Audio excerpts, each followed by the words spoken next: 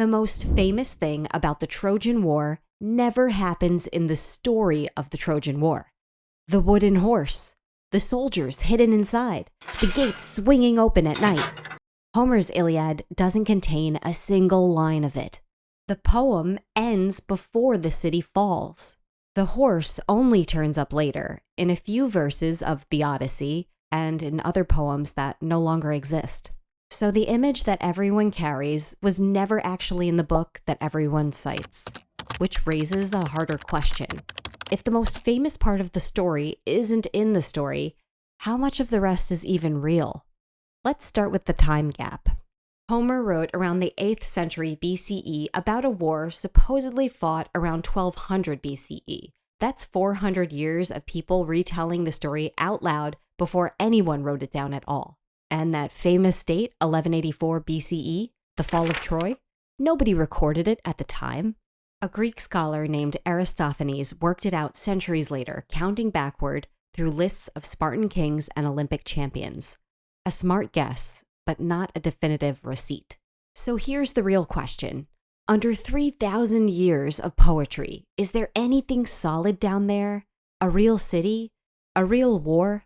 Or is it just a story that we never wanted to put down? The first person to go looking with a shovel found it, and nearly destroyed it. In the 1870s, Heinrich Schliemann, a rich businessman obsessed with Homer, started digging into a hill in northwest Turkey called Hislarik. He was certain Troy sat at the bottom, so he dug straight down, fast, threw everything in the way. But Troy isn't one city.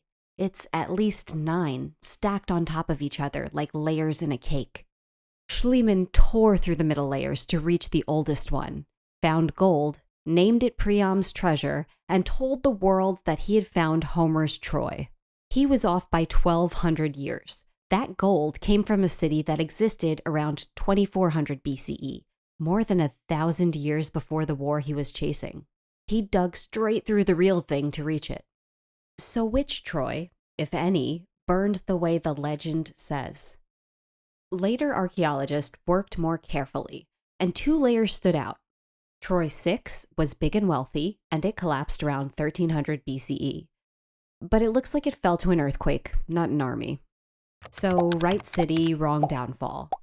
The next one is Troy 7a, destroyed around 1180 BCE, and it did not go quietly.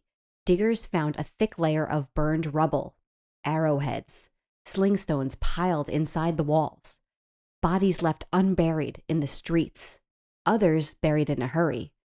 That's what the end of a siege looks like. And it was bigger than anyone guessed.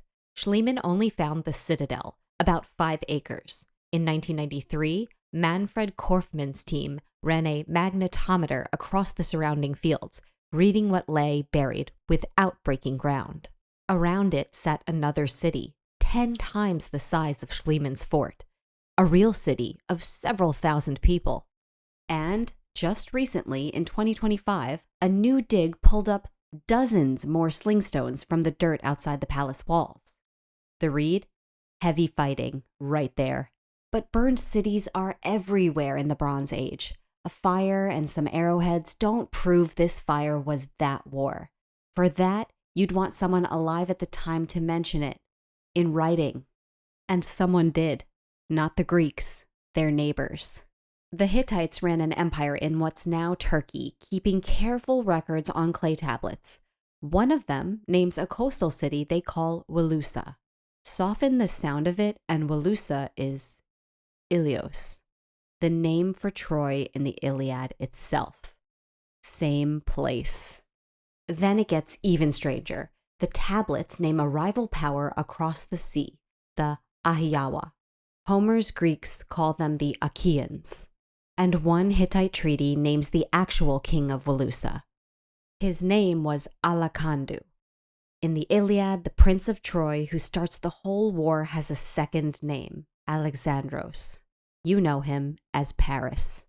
The tablets even record real fighting over Wilusa, not a 10-year Greek siege, the historians are careful to say, but conflict at that city in that century, written down by people who were standing there. Here's the thing about all this evidence. It's broken. Cracked tablets with words missing, a hill torn apart by the man who found it, 300,000 loose lines of clay scattered across the world's museums. For most of history, that damage was a wall. A missing word was just simply gone, and a scholar could lose a career to a simple inscription.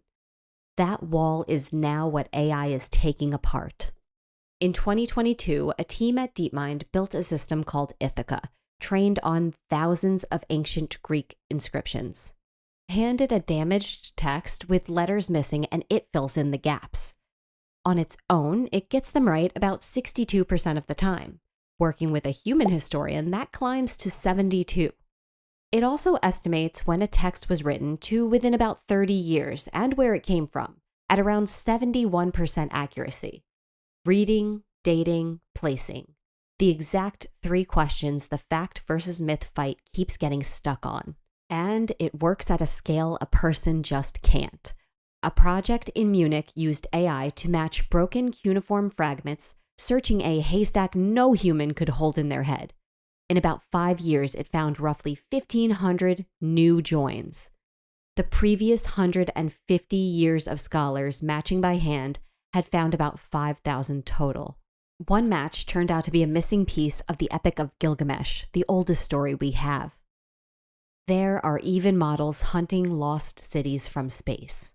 One, trained on satellite imagery, swept 36,000 square kilometers of desert and flagged over 300 ancient mounds, including settlements no one had ever recorded. That same method is now being aimed at the floodplains that produced these tablets. None of this definitively proves that the Trojan War actually happened. AI doesn't dig. It can't tell you that Achilles was real. It restores a word, suggests a date, flags a mound, and then it stops. Every guess is still checked by a person, and every mound gets opened by hand, someone who might be wrong. The machine even makes confident mistakes, filling a gap with an answer that sounds right but isn't. So it doesn't hand us Troy. What it does is a little bit gentler and maybe better. It shrinks the distance between the legend and the evidence, faster than any generation before us has managed. It reads what used to be unreadable. Then it hands the shovel back. The horse might have never existed, but there was a city. It stood where the poem says it stood. It burned, around when the poem says it burned. And for 3,000 years, all we could do was wonder how much of the rest was true. We're the first people who get to find out.